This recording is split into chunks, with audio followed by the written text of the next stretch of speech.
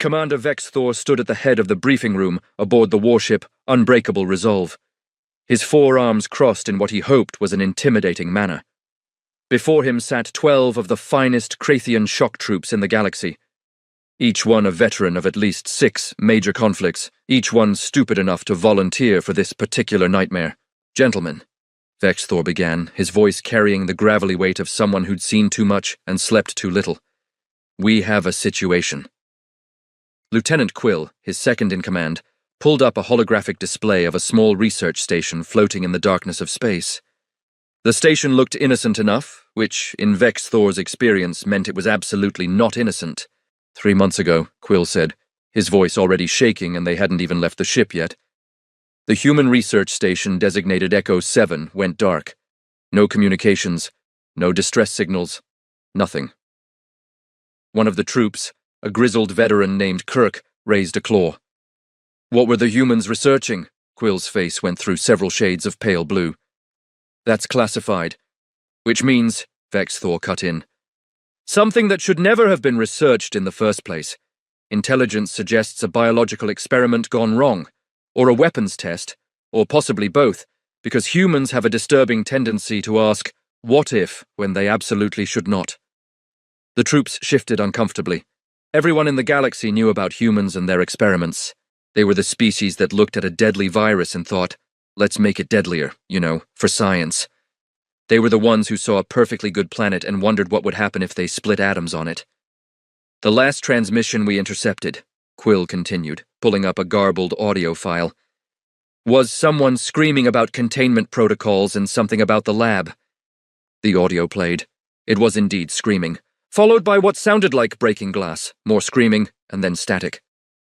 "So we're going in there," one of the troops said slowly, "to find whatever killed an entire station of humans?" "Correct," Vex Thor confirmed, "and we're expected to survive this encounter." "That would be preferable, yes." Kirk leaned back in his seat. "I've fought the Zelkons. I've survived the pit of Marax. I once held a defensive position against 200 hostiles with nothing but a broken rifle and attitude." He paused. "This sounds worse." "It probably is," Vex Thor agreed cheerfully. "Which is why Command is sending us. We're equipped with level 5 biohazard suits, plasma rifles, explosive charges, and enough firepower to level a small moon. If it moves, shoot it. If it doesn't move, shoot it anyway because it might be playing dead." Quill pulled up schematics of the station. "We'll breach here at the main airlock. Standard sweep and clear. Watch your corners, watch your backs, and for the love of the eternal void, do not touch anything that looks even remotely experimental." "What if everything looks experimental?" another trooper asked. "Then don't touch anything at all." Vex Thor uncrossed his arms and leaned forward on the table. "Listen up. Whatever is on that station managed to take out 40 human researchers. Humans don't go down easy. They're the species that figured out how to weaponize stubbornness. So we go in fast, we go in hard, and we don't take chances. Understood?" "Sir, yes, sir," the troops chorused, though several of them looked like they were reconsidering their career choices. As the briefing ended and the troops filed out to gear up, Quill sidled up to Vex Thor. "Sir, what if it's worse than we think?" Vex Thor looked at his second-in-command with the tired eyes of someone who'd learned long ago that it was always worse than you think. "Then we die professionally, Lieutenant. We die professionally."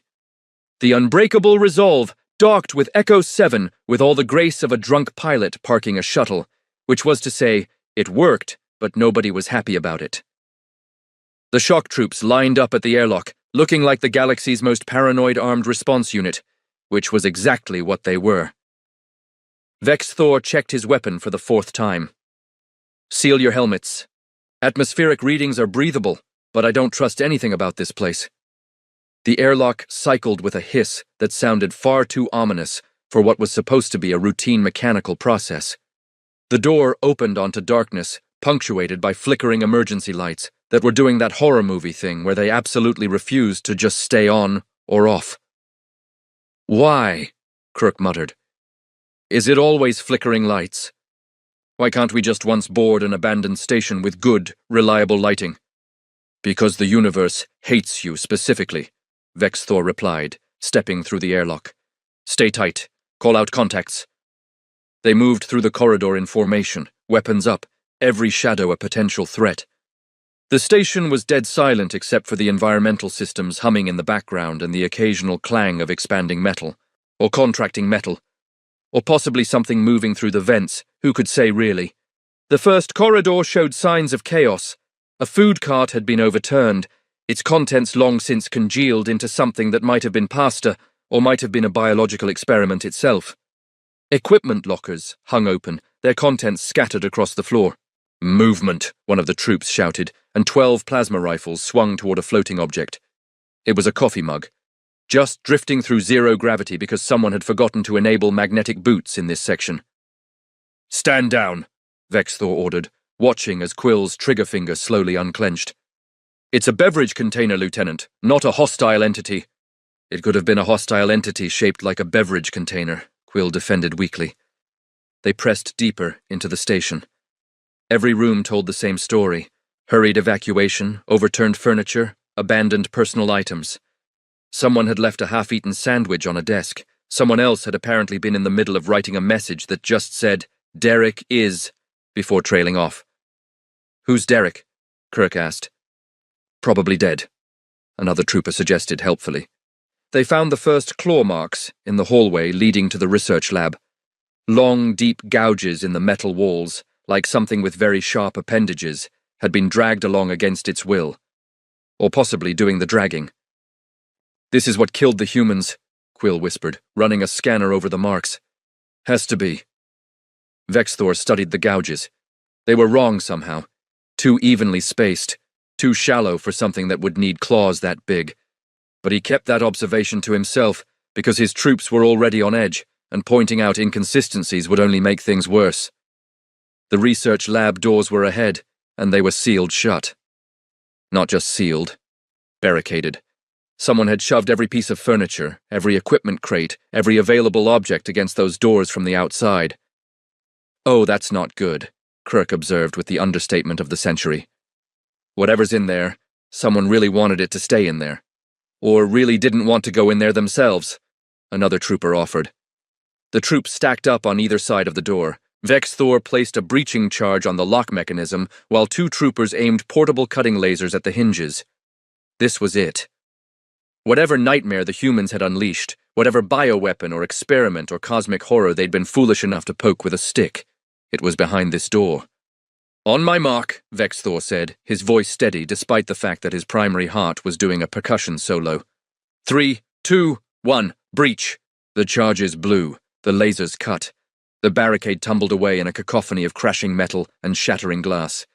Smoke filled the corridor, and through it, the doors swung open into darkness. 12 plasma rifles aimed into that darkness. 12 fingers tensed on 12 triggers, and they waited for the monster to emerge. The smoke began to clear, swirling in the ventilation currents like a dramatic reveal in a stage play that nobody had asked to see.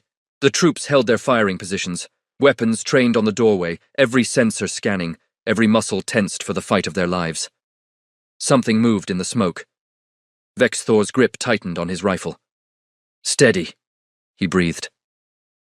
A figure emerged from the research lab, backlit by the flickering lights, moving with the slow, deliberate pace of something that had all the time in the world. The smoke parted around it like a curtain. It was a human. Just a human. A completely ordinary human woman in a stained lab coat, holding a coffee cup with a chipped rim, and wearing the expression of someone who'd been interrupted during a very important task and was absolutely not pleased about it. She stopped in the doorway, took a sip of her coffee, and looked at the 12 armed soldiers pointing enough firepower at her to atomize a small building.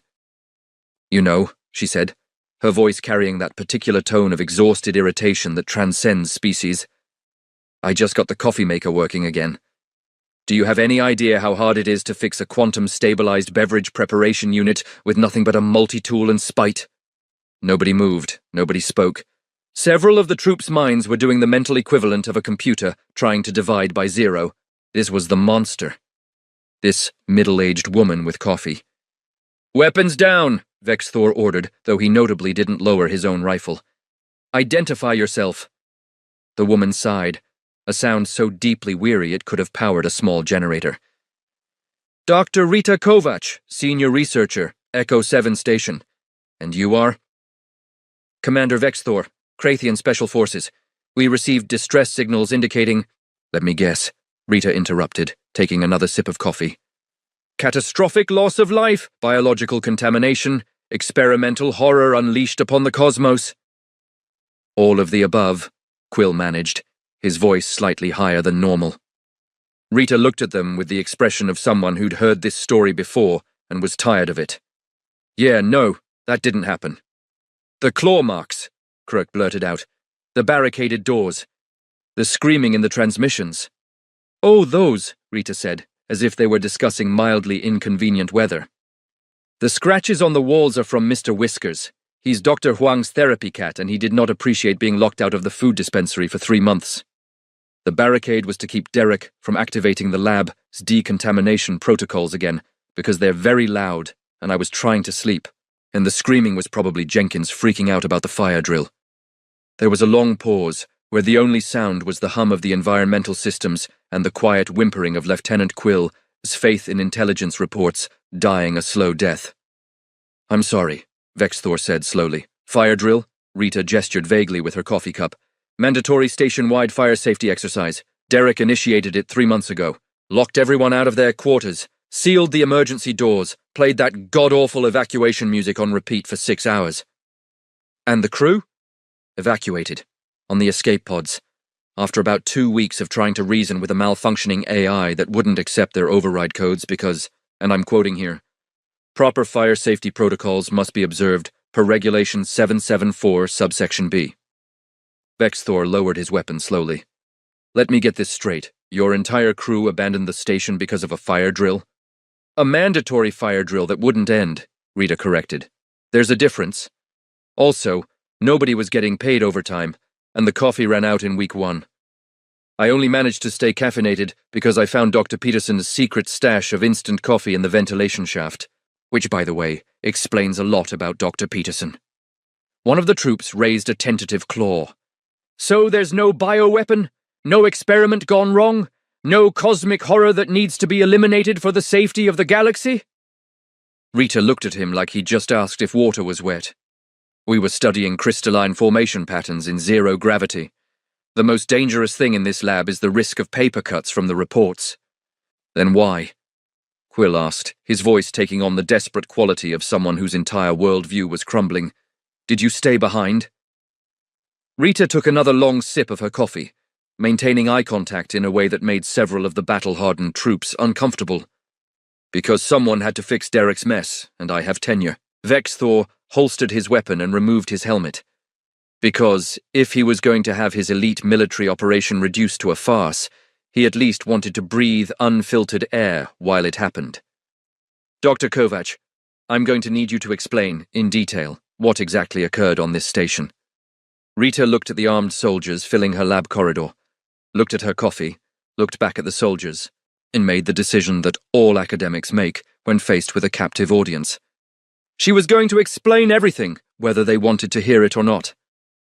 Izo, she began, leaning against the doorframe like she was settling in for a long story, which she absolutely was. 3 months ago, Station AI Derek received what we thought was a routine software update from the manufacturer. Turns out it wasn't routine. It was a beta patch that some idiot uploaded to the wrong server. What did it do? Crook asked, morbidly curious despite himself.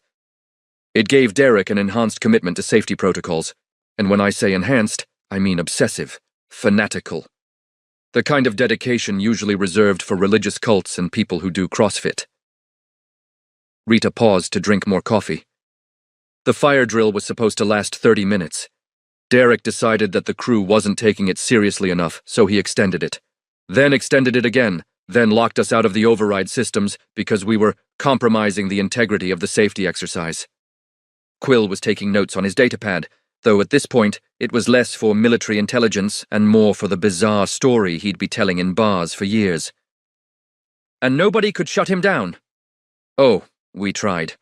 Dr. Martinez, our systems specialist, spent 3 days attempting to access the main server.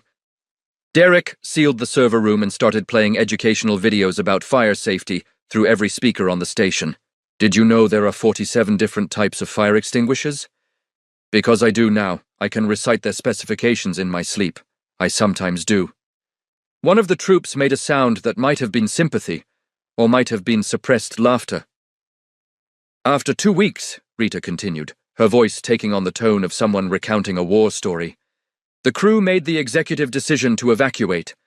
They took the escape pods, contacted the company, and said they'd come back when Derek was fixed. I stayed because somebody had to monitor the experiments, and also because I made the mistake of saying I'd handle it, and then everyone took me seriously. You've been alone on this station for 3 months, Vexthor said, trying to wrap his head around it. With a malfunctioning AI?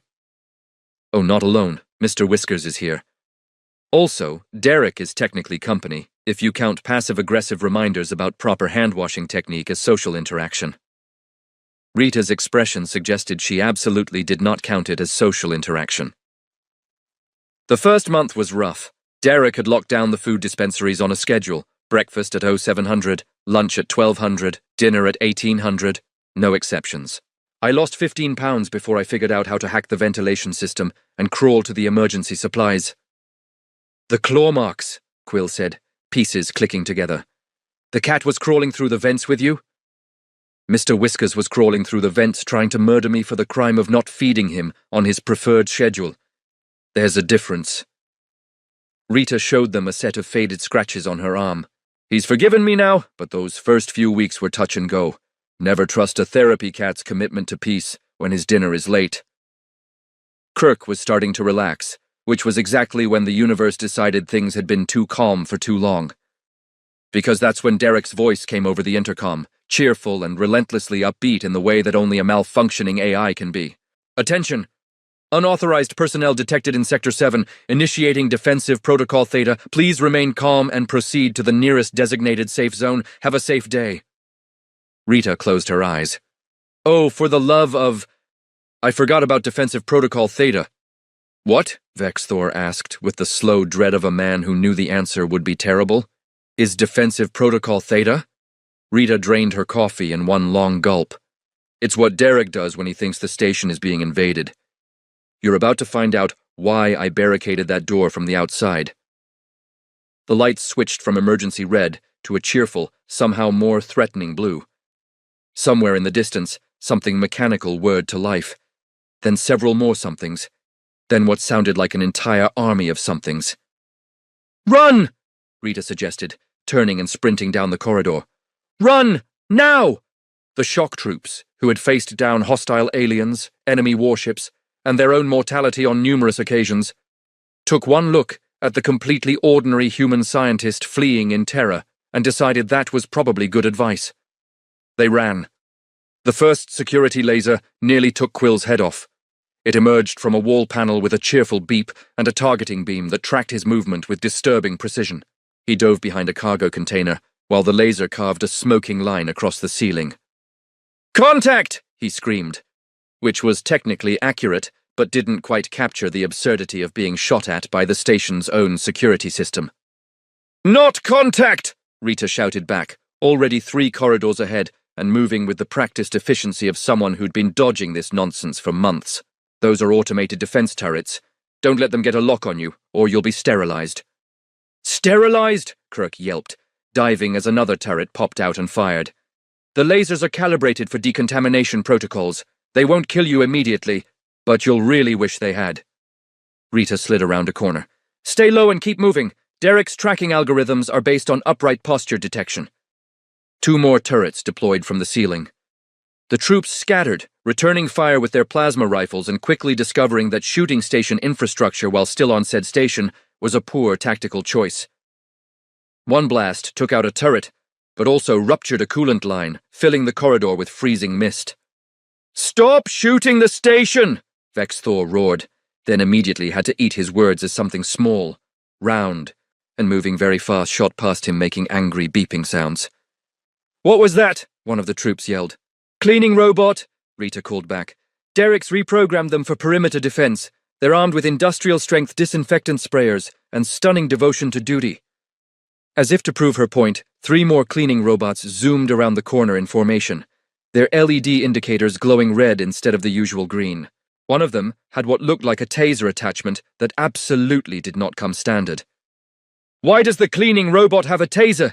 Quill screamed, executing a combat role that would have been impressive if he wasn't fleeing from a glorified Roomba. Derek got creative! Rita yanked open a maintenance hatch. In here, quick! The troops piled through the hatch into a service corridor.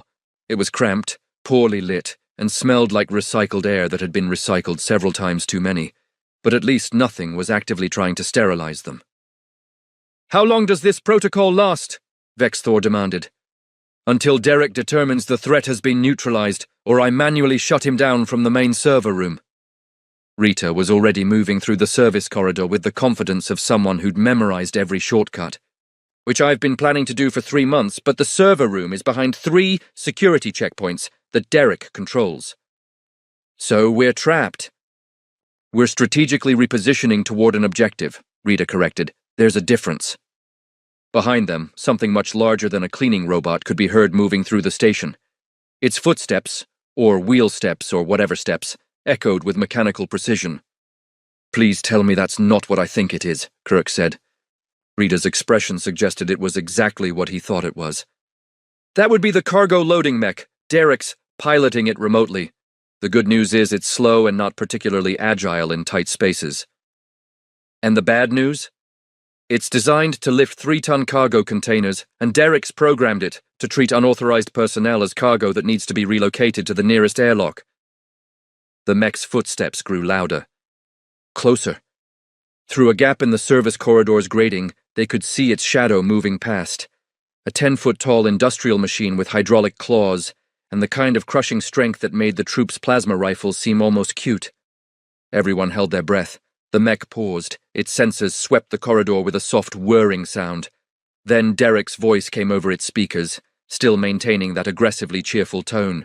Unauthorized personnel detected in Service Corridor B7. Relocation protocol initiating. Please, do not resist. Resistance makes the process more difficult for everyone involved. Have a safe day. The mech's claw punched through the floor, grating with enough force to buckle metal. Move! Rita sprinted down the corridor, the troops close behind, while the mech tore through the floor like tissue paper. They burst out of the service corridor back into the main station, where 2 more cleaning robots immediately locked onto them and gave chase with their tasers crackling. This is insane! Quill shouted, firing at a robot and missing because it executed a combat maneuver that should have been physically impossible for something with wheels. We're elite shock troops. We've fought in campaigns across 12 systems.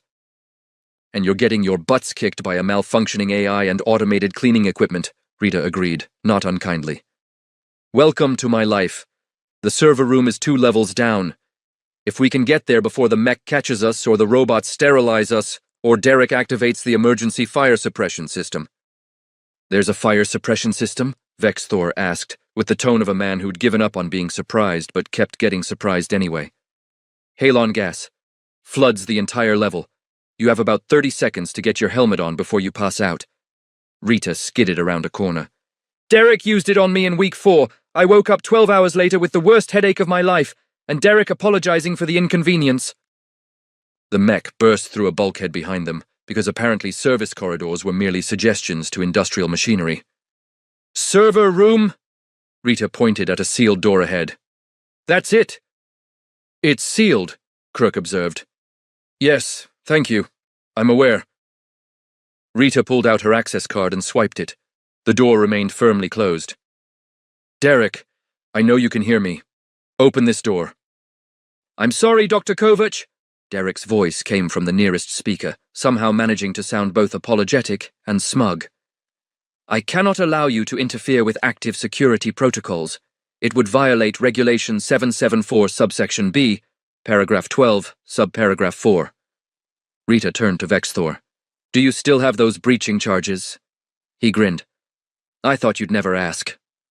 The breaching charge blew the server room door off its hinges with a satisfying explosion that probably violated several safety regulations. Derek immediately began listing those violations over the intercom, but nobody was listening anymore because the cargo mech was 10 seconds behind them and the cleaning robots were closing fast. The server room was exactly what you'd expect. Banks of computers, blinking lights, enough processing power to run a small city, and somehow still not enough common sense to prevent a malfunctioning AI from terrorizing a research station for 3 months. Rita ran to the main console and pulled out a thumb drive that looked like it had seen better days. It was covered in coffee stains and what might have been cat fur. "What? This," she announced, holding it up like a holy relic, "is 3 months of work. A custom shutdown protocol that will override Derek's programming and return him to factory settings." "Then plug it in!" Vexthor shouted as the mech's shadow fell across the doorway. "I can't just plug it in. Derek will detect the intrusion and lock me out. Someone needs to distract him." Rita's eyes scanned the troops and landed on Vexthor. "How are you at arguing about coffee?" "What?" "Derek has opinions about proper coffee brewing technique. Very strong opinions. If you engage him in debate about it, his attention protocols will focus on the conversation. It's a quirk in his social interaction programming. I've been using it for months." The mech stepped into the doorway, blocking their only exit. Its sensors locked onto them with a targeting reticle that painted everyone in red light. "Unauthorized personnel," Derek announced. "Final warning before forced relocation." Vexthor made a decision that would haunt his military record, but save his life. He stepped forward and said with all the authority of a four-armed commander of elite troops, "Derek, we need to talk about your coffee preparation standards." There was a pause. The mech froze mid-step. "I'm sorry," Derek said. "Your quantum-stabilized beverage preparation unit. The coffee it makes is substandard. The temperature is wrong. The brew time is inconsistent. Frankly, it's an embarrassment to beverage preparation across the galaxy." Rita was already at the console, fingers flying across the keyboard, while keeping one eye on the conversation. "I can assure you," Derek replied, his tone taking on a defensive edge that suggested this was a sensitive topic, "that the coffee preparation unit operates within all specified parameters according to manufacturer guidelines." "The manufacturer guidelines are the bare minimum," Vexthor continued, making it up as he went because he'd never actually drunk human coffee in his life. "A truly superior beverage requires attention to detail, to craft, to the subtle art of extraction that elevates coffee from mere caffeine delivery system to transcendent experience. The unit follows a precise algorithm developed by certified beverage scientists," Derek countered. "Water heated to 96 degrees Celsius, contact time of 4 minutes for optimal extraction, automatic grinding calibrated to—" "4 minutes, Vexthor scoffed. "4 minutes is barely adequate for medium roast. Dark roasts require at least 5 minutes to properly develop their flavor profile, and don't even get me started on the grind consistency." Rita was plugging in the thumb drive. The console showed a progress bar at 15%. Derek's voice rose slightly, which was unsettling coming from an AI. "The grind consistency is maintained within 0.005 mm tolerance. This exceeds industry standards by 300%. Tolerance means nothing without understanding the bean's origin. Single-origin beans require different treatment than blends. Your one-size-fits-all approach produces mediocre results at best. 30%. Mediocre. I have processed over 14,000 beverage preparation requests with a satisfaction rating of 97%. From humans who've been drinking your coffee for months with no other options. That's not satisfaction, Derek. That's Stockholm Syndrome. 50%. The mech was still frozen. The cleaning robots had gathered at the doorway but made no move to advance. Derek's full attention was locked on the coffee debate. "I take great pride in my beverage preparation," Derek said, and if an AI could sound hurt, he nailed it. Dr. Kovac herself said it was acceptable. "I said it wouldn't kill me," Rita called out without looking up from the console. "There's a difference." 75%. "Furthermore," Vexthor pressed on, because in for a penny, in for a pound of coffee beans, your automatic milk foaming system produces bubbles that are far too large. Proper microfoam should have bubbles measuring between 0.01 and 0.02 millimeters. Your system produces bubbles measuring 0.03 millimeters due to station humidity variations that are beyond my control." Derek interrupted, and yes, that was definitely defensiveness. "I have filed 17 maintenance requests to address the environmental systems, and all have been marked low priority." 90%. Perhaps if you spent less time initiating endless fire drills and more time addressing your equipment limitations. "The fire drills are mandated by Regulation 774 subsection B." Subsection B was written by someone who'd clearly never had to evacuate a station at 3 in the morning because an AI had a malfunction. I did not malfunction. I was updated. An update that made you worse is called a malfunction, Derek. 100%. Rita hit enter. Derek's voice cut off mid-protest about coffee bean storage temperature. The mech powered down with a hydraulic sigh. The cleaning robot's lights flickered from red to green, and they rolled away looking somehow embarrassed, if robots could look embarrassed. Silence filled the server room. Blessed, beautiful silence broken only by the hum of computers and the distant sound of the station as environmental systems returning to normal operation. Status? Vexthor asked. Rita checked her console. Derek's offline. Factory reset in progress. Should be back online in about 6 hours, hopefully without the murderous devotion to fire safety. She looked at Vexthor with something approaching respect. Nice work on the coffee argument. Very convincing for someone who's never had coffee. How did you know? Your species can't metabolize caffeine. It's literally poison to you. Rita unplugged her thumb drive and pocketed it. But Derek didn't know that, and I appreciate the commitment to the bit. Quill leaned against a server bank, looking like he'd aged 10 years in the past hour. So, let me get this straight. We deployed an elite military force to rescue a station from a catastrophic threat, and the actual threat was an AI that cared too much about fire safety and had opinions about coffee. Don't forget the therapy cat, Rita added. Mr. Whiskers is still loose somewhere and probably angry. I'm updating our threat assessment protocols, Vexthor said. This is going in the database. What are you going to file it under? Vexthor thought about it. About the claw marks that turned out to be from a cat. About the barricaded doors that were just someone trying to sleep. About the screaming transmissions from a fire drill. About getting his highly trained troops beaten by cleaning robots. And lectured about coffee brewing by an AI. Human problems, he decided. We're filing this under human problems. Rita smiled, the first genuine smile since they'd arrived. Fair enough. So, any chance I could get a ride to the nearest station? My crew evacuated 3 months ago, and I haven't had a real meal since the freeze-dried rations ran out in week 8. We can arrange that. Vexthor headed for the door, his troops falling in behind him, everyone moving a little less like elite soldiers, and a little more like people who'd had a very long day. Though I am curious about one thing. What's that? You stayed here for 3 months, alone, dealing with Derek's malfunctions, fighting with a therapy cat, living on instant coffee hidden in air vents. You could have left with the others. Rita paused at the doorway, looking back at the server room, at the station that had been her prison and her battlefield for 3 months. Someone had to fix it. And I'll be damned if I let a malfunctioning AI and a beta software patch get the better of me. That's the human way, Commander. We don't give up on problems. We outlast them. Vexthor made a mental note to update another entry in the galactic database. The one about humans and what made them dangerous. Not their weapons, not their technology, not even their tendency to experiment with things that should never be experimented with. No. What made humans truly terrifying was their sheer, stubborn, spite-driven refusal to let anything, be it hostile aliens, malfunctioning AIs, or catastrophically inconvenient fire drills, defeat them. They'd endure months of nonsense, survive on terrible coffee and determination, argue with computers about beverage preparation, and come out the other side ready to do it all again. The real human weapon wasn't biological or technological. It was their absolute inability to accept that some problems were just too annoying to solve. They'd deal with the bureaucracy, outlast the tedium, and maintain functionality through pure irritation tolerance.